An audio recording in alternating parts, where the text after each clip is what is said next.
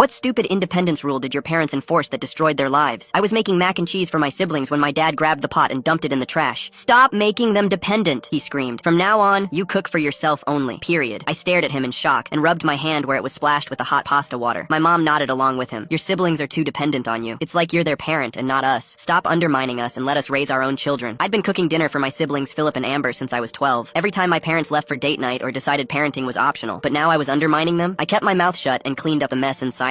My parents were so confident that they'd finally taught me a lesson about boundaries, but I knew exactly what was about to happen. The next morning I was making breakfast when Amber and Philip came down. What's for breakfast? Philip asked, grabbing plates. I can't make you anything, I said. Mom and Dad forbid it. They say I'm undermining their parenting. Amber looked confused. What? But you always make us breakfast. Not anymore. Ask Mom. So they ran to find Mom. 20 minutes later, the smoke alarm was screaming. Turns out Mom had tried to make scrambled eggs without using any butter. The eggs had welded to the pan like black cement. Since that didn't work, she attempted to make chicken nuggets, but she didn't know how to operate the oven and ended up turning it to max. The nuggets burst into flames. Actual flames. The fire department had to put out the fire. Ma'am, what exactly were you doing? The firefighter asked, staring at the charcoal. Making chicken nuggets, she reluctantly admitted. The humiliation on her face was a sight to behold. Next, it was Dad's turn. He wanted to make spaghetti, but thought all you have to do is put pasta in water and wait. He didn't even know that the water needed to be boiling. The dry noodles fused to each other, forming a solid pasta brick. Dad actually got a hammer to break it apart while Mom tried helping with sauce, but she just squeezed an entire tube of tomato paste directly onto the brick like toothpaste. Philip took one bite and threw up on the table. Meanwhile, I was eating perfectly seared salmon with asparagus. My siblings would press their faces against the kitchen door watching me. Please, can we have some? Amber begged. Ask Mom and Dad, I said. They're the parents, not me. By this point, Mom was Googling, is it illegal to not feed your kids properly? While Dad was trying to figure out if cereal with orange juice was edible because they'd run out of milk and didn't know how to make a grocery list. 2 weeks later, Grandma showed up for her surprise 70th birthday dinner with 20 relatives. Apparently, my parents forgot they had promised to host. When they remembered that morning, they panicked and started cooking at 8 a.m. for a 6 p.m. dinner. Dad thought he could speed things up with heat. He shoved a frozen turkey in the oven at 500 degrees to cook faster. The thing exploded at noon. Turkey shrapnel embedded in the ceiling. Meanwhile, Mom was attempting mashed potatoes. She forgot measurements existed and just poured milk until it looked right. What she got was potato soup. When Grandma saw the mess, she asked them, where's Casey? Casey always helps with family dinners. Mom's face went red. Oh, Casey's upstairs. We have a new rule. Casey only cooks for Casey now. What do you mean? Grandma asked slowly. We're teaching independence. Dad jumped in. Kids today are too coddled. Casey was making the younger ones dependent. Dependent? By feeding them? Grandma's voice was getting dangerous. It's about boundaries, Mom said quickly. We're the parents, not Casey. Grandma turned to Philip and Amber. Is this true? How long has this been going on? That's when Amber exploded with anger. 3 weeks. They won't let Casey cook for us, and now we eat cereal 3 times a day, and Jake's tooth fell out and I haven't had a vegetable and the fire department knows our address by heart. Grandma couldn't even believe what was happening. You stopped letting the only person who can cook feed these kids. My parents sat there sweating, unable to answer. Nobody was eating anything. Grandma stood up slowly and called out, Casey, get down here! I walked down with my perfectly plated dinner, herb-crusted chicken with roasted vegetables. Everyone stared at it, then at the disaster on the table, then at my parents. You absolute idiots, Grandma said.